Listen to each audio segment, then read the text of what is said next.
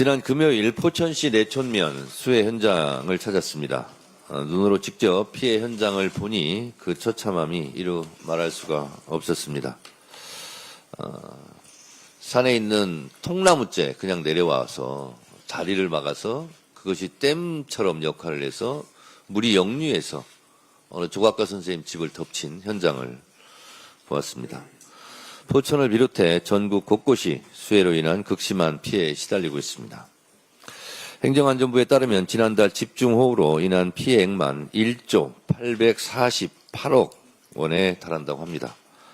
그야말로 천문학적인 액수이자 최근 10년 중 최악의 피해입니다.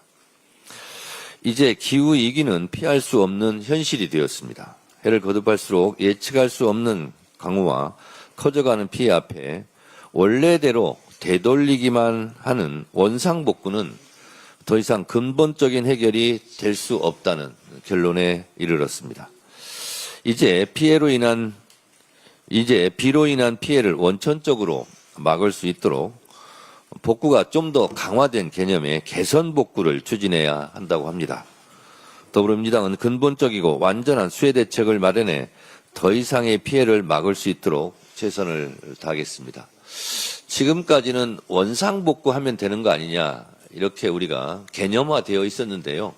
현장의 목소리는 원상복구를 하면 기존의 기준이기 때문에 지금 극한폭우가 오는 상황에서는 그것이 해결책이 될 수가 없고 보다 개선되고 확장된 개념의 개선복구를 해야 된다. 그러려면 당연히 예산이 더 많이 투여되는데 그 특별한 대책에는 특별한 예산이 필요하지 않을까 그렇게 생각을 합니다. 오늘은 김대중 대통령 서거 16주기입니다. 어떠한 시련에도 쓰러지지 않았던 인동초 정신을 기억하며 16주기를 엄숙히 기립니다. 오늘의 대한민국은 김대중 대통령의 말씀과 정책 위에 세워졌다고 해도 과언이 아닙니다. 미래를 정확히 예측하고 대비한 김대중 대통령이 있었기에 우리는 지금 IT와 문화강국으로 불릴 수 있었고 선진국형 복지사회의 토대를 닦을 수 있었습니다. 김대중 대통령 그러면 민주주의와 인권, 한반도 평화를 주로 기억하시는데 김대중 대통령 취임 이후에 지원을 하되 간섭을 하지 말라는 문화예술 정책에 대한 대전환으로 JSA, 웰컴 투 동막골 같은 영화가 나올 수 있었고 그래서 그때 만들어진 단어가 한류 단어입니다. 문화강국의 꿈은 이런 문화정책의 대전환으로 이루어질 수 있었고 우리가 코로나19 때 방역선진국이 될 수 있었던 것도 결국 김대중 대통령 때 초고속 인터넷망을 깔았고 그래서 우리가 인터넷 선진국이 될 수 있었고 QR코드로 분리대응을 할 수 있었던 것이 방역선진국이 될 수 있었던 원천이었다라는 것이 중평입니다. 그래서 코로나 감염 경로 추적 능력이 대한민국이 1등이었다고 합니다. 그래서 그 결과 방역선진국이 되었다고 합니다.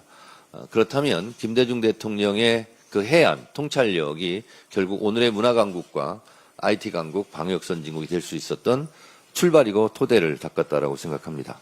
그런 김대중 대통령을 오늘 엄숙하게 기리는 그런 날입니다.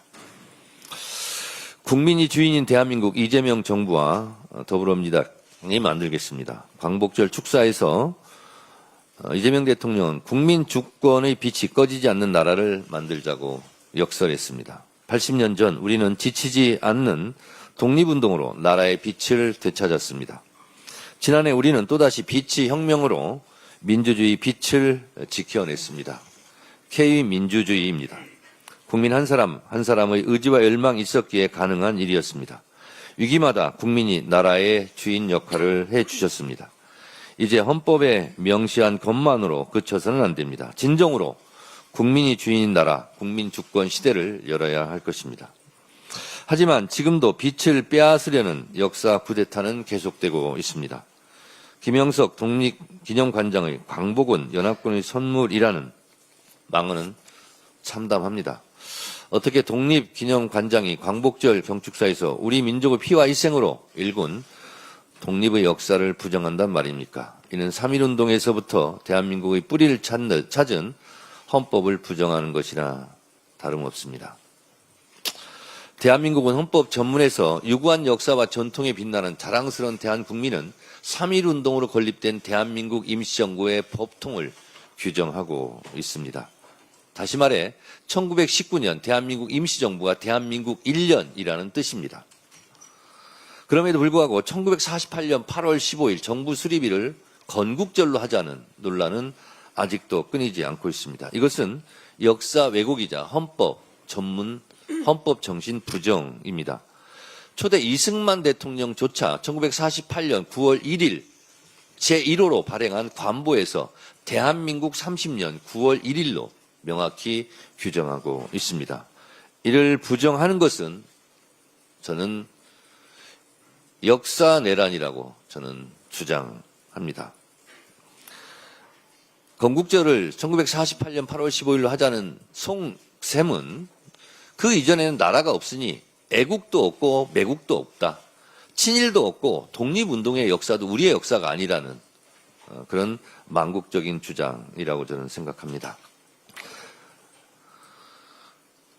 애국도 매국도 없고 친일 역사도 독립운동의 역사도 우리의 역사가 아닌 이를 지우자고 주장하는 것은 천만부당한 일이고 민주당은 이런 역사 내란 세력도 철저하게 척결해 가도록 하겠습니다. 내란의 완전한 종식, 반헌법 세력의 철저한 척결만이 비극의 역사를 되풀이하지 않는 길입니다. 이상입니다.